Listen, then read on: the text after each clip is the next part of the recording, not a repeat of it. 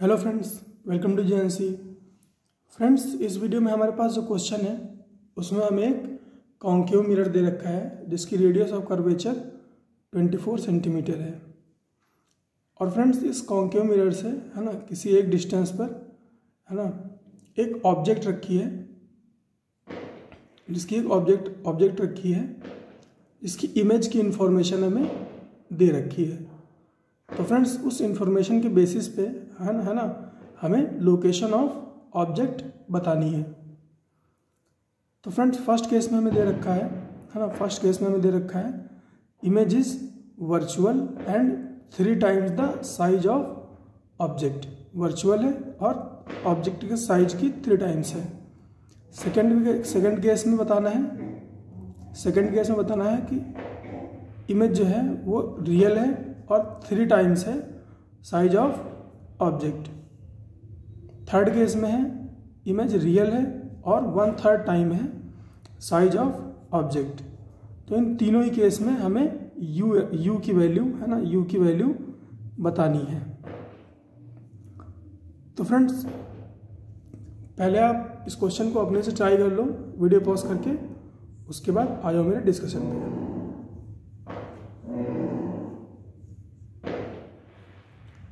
तो I hope आपने question try कर लिया होगा। तो मैं डिस्कस करता हूँ इसको। तो फ्रेंड्स, इस क्वेश्चन में है ना, इस क्वेश्चन में हमें रेडियस ऑफ कर्वेचर दे रखी है ना, रेडियस ऑफ कर्वेचर दे रखी है। तो हम फोकल लेंथ कैलकुलेट कर सकते हैं। वो रेडियस ऑफ कर्वेचर की आधी होती है ना, दैट इज r/2 है ना, दैट इज r/2। तो फोकल लेंथ कितनी हो गई? 12 सेंटीमीटर। अब हमारे पास फर्स्ट केस में क्या इन्फॉर्मेशन है कि इमेज कैसी है? वर्चुअल है। और फ्रेंड्स, हमारे पास ये भी हमें पता है कि जो मिरर है वो कैसा है? कॉन्केव है ना, कॉन्केव नेचर का है। और 3 टाइम्स है साइज ऑफ ऑब्जेक्ट के, 3 टाइम्स है साइज ऑफ ऑब्जेक्ट के। तो फ्रेंड्स, अगर इमेज वर्चुअल है ना और कॉन्केव मिरर में बन रही है तो वो अपराइट होगी है ना, वो अपराइट होगी। ये फ्रेंड्स एक ही केस में होता है ना, जब इमेज पोल और फोकस के बीच में रखी हो तब इमेज कैसी बनती है? वर्चुअल और upright in case of concave mirror. तो एक चीज़ हमें यहाँ से ये पता है। और फ्रेंड्स, अगर इमेज अपराइट है तो m होगा मैग्नीफिकेशन कांस्टेंट, वो क्या होगा? पॉजिटिव होगा है ना, पॉजिटिव होगा। तो ये हम इंफॉर्मेशन निकाल सकते हैं इस एक बात से। इसके अलावा 3 टाइम्स है साइज ऑफ ऑब्जेक्ट के है ना, 3 टाइम्स है साइज ऑफ ऑब्जेक्ट के। तो friends, m is equal to क्या होता है ना, hi/ho होता है और होता है -v/u, -v/u। अब फ्रेंड्स, m का है ना, m का साइन हमने यहाँ से निकाल लिया और मैग्नीट्यूड हमने यहाँ से निकाल लिया। तो ये क्या हो जाएगा? m क्या हो जाएगा? +3। m क्या हो जाएगा? +3 और -v/u के बराबर होगा। तो यहाँ से v की वैल्यू क्या आ जाएगी? यहाँ से v की वैल्यू आ जाएगी -3u है ना, v की वैल्यू आ जाएगी -3u। f की वैल्यू हमारे पास है, f की वैल्यू हमारे पास है दैट इज -12। अब हम क्या करेंगे? ये जो 2 वैल्यूज़ हैं है ना, ये जो 2 वैल्यूज़ हैं इनको हम पुट करेंगे मिरर फार्मूला में है ना, इसको हम पुट करेंगे मिरर फार्मूला में। तो 1/f is equal to 1/v plus 1/u, 1/-12 है ना, f की वैल्यू रख दी इक्वल टू v की वैल्यू रख दी -3u, 1/-3u प्लस 1/u है ना। अब u को कॉमन ले लो इसमें से, u को कॉमन लोगे तो अंदर बचेगा -1/3 प्लस 1 इंटू 1/u। तो 1 में से सब्ट्रैक्ट करोगे -1/3 को है ना, तो क्या बचेगा? 2/3 है ना, 2/3। तो 2/3 इंटू 1/u, 2/3u। अब ये 2/3u किसके बराबर है? -1/12 के। तो ये 3 से ये 4 टाइम कैंसिल आउट हो जाएगा, 4 इंटू 2 हो जाएगा ये, है ना, 4 इंटू 2 हो जाएगा। तो u की वैल्यू क्या आ जाएगी, -8 सेंटीमीटर। u की वैल्यू आ जाएगी -8 सेंटीमीटर। तो ऑब्जेक्ट कहाँ पर प्लेस्ड है इस समय, है ना, ऑब्जेक्ट प्लेस्ड है 8 सेंटीमीटर, है ना, पोल से 8 सेंटीमीटर कैसा, लेफ्ट में, 8 सेंटीमीटर लेफ्ट में। ये फोकस है, या कहाँ पर है, 12, है ना, ये कहाँ पर है, 12। तो फ्रेंड्स यहाँ पर आप देख रहे होंगे कि ऑब्जेक्ट की लोकेशन आ रही है ये, है ना, ऑब्जेक्ट की लोकेशन आ रही है ये, और ये कहाँ पर है, पोल और फोकस के बीच में है। जो मैंने यहाँ पे आपको बोला था, है ना, कि एक ही केस में ऐसा होता है कि इमेज वर्चुअल और अपराइट हो जब ऑब्जेक्ट प्लेस्ड हो पोल और फोकस के बीच में। तो यहाँ पर ऑब्जेक्ट देख रहे हो आप, कहाँ पर है, 8 सेंटीमीटर फ्रॉम पोल, है ना, पोल और फोकस के बीच में है ऑब्जेक्ट। तो फ्रेंड्स आई होप आपको इतना समझ में आ गया होगा। अब सेकंड क्वेश्चन पे आते हैं। सेकंड में हमें दे रखा है कि ऑब्जेक्ट जो है वो रियल है और 3 टाइम्स है ना, रियल है और 3 टाइम्स है साइज ऑफ ऑब्जेक्ट, है ना, जो इमेज है वो रियल है और 3 टाइम्स है साइज ऑफ ऑब्जेक्ट के। तो फ्रेंड्स एक ही केस में ऐसा होता है वर्चुअल और अपराइट हो। और फ्रेंड्स अगर इमेज रियल है, कॉन्केव मिरर के केस में अगर रियल है तो वो डेफिनेटली इन्वर्टेड होगी, है ना, वो डेफिनेटली इन्वर्टेड होगी। तो फ्रेंड्स अगर इन्वर्टेड होगी, है ना, अगर इन्वर्टेड होगी तो m की वैल्यू क्या हो जाएगी, m की वैल्यू होगी नेगेटिव, m की वैल्यू होगी नेगेटिव। तो यहाँ से हमें साइन पता चल गया, और 3 टाइम्स है तो यहाँ से हमें मैग्नीट्यूड पता चल गया, है ना, यहाँ से हमें मैग्नीट्यूड पता चल गया।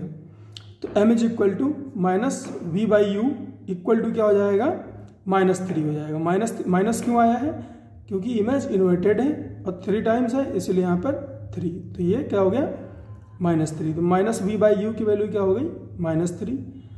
तो यहाँ पर क्या होगा, माइनस माइनस कैंसिल आउट हो जाएगा, v हो जाएगा 3u के बराबर, v हो जाएगा 3u के बराबर, माइनस माइनस कैंसिल आउट हो जाएगा, u इस 3 से मल्टीप्लाई हो जाएगा, तो v आ जाएगा v is equal to 3u। अब आ जाओ मिरर फार्मूला पे, है ना, मिरर फार्मूला में हमें वैल्यूज पुट करनी है। तो 1/f is equal to 1/v plus 1/u। तो 1/f की जगह पर क्या आ जाएगा, 1/-12, है ना, f की वैल्यू क्या है, -12। तो -12 इक्वल टू v की जगह पर क्या हो जाएगा, 3u, तो 1/3u और u की जगह पर u रहेगा। अब u को कॉमन ले लो तो अंदर क्या बचेगा, 1/3 प्लस 1, है ना, 1/3 प्लस 1। अब ये 3 ऊपर जाएगा तो क्या हो जाएगा, 1 + 3 डिवाइड बाई 3, तो ये क्या हो जाएगा 4/3, है ना। तो अपने पास क्या आएगा 4/3, है ना, इंटू 1/u, 4/3 1/u। तो -1/12 किसके बराबर हो जाएगा, 4/3 इंटू 1/u। अब यहाँ पर क्या होगा, 3 इस 12 को कैंसिल करेगा 4 टाइम्स में, और ये 4 मल्टीप्लाई हो जाएंगे, है ना, ये 4 और ये 4 मल्टीप्लाई हो जाएंगे, u इधर चला जाएगा, u इधर चला जाएगा, ये 4 इधर चला जाएगा, तो u इज इक्वल टू क्या हो जाएगा, -4 इंटू 4, है ना, या फिर -16। तो u की वैल्यू क्या आ गई, -16 सेंटीमीटर। तो फ्रेंड्स क्या हो रहा है, इस केस में जो ऑब्जेक्ट प्लेस्ड है वो कहाँ पर प्लेस्ड है, इस केस में ऑब्जेक्ट प्लेस्ड है फोकस कहाँ पर है, फोकस 12 पर है। इस बार ऑब्जेक्ट कहाँ पर प्लेस्ड है, यहाँ 16 सेंटीमीटर पे, है ना, पोल से 16 सेंटीमीटर लेफ्ट, पोल से 16 सेंटीमीटर लेफ्ट यहाँ पर प्लेस्ड है। कैसी है, सॉरी मतलब ऐसे प्लेस्ड है, अपराइट प्लेस्ड है। इमेज की हमसे लोकेशन पूछी नहीं है, अगर आप चाहो तो कैलकुलेट कर लो, है ना, 2 मिनट का काम है। v इज इक्वल टू क्या है 3u, है ना, u की वैल्यू क्या है 16, तो v की वैल्यू क्या हो जाएगी 3 इंटू -16 -48, है ना, -48। 3 बार थोड़ा और पीछे चले जाओ, और कैसी बनेगी, रियल और इन्वर्टेड।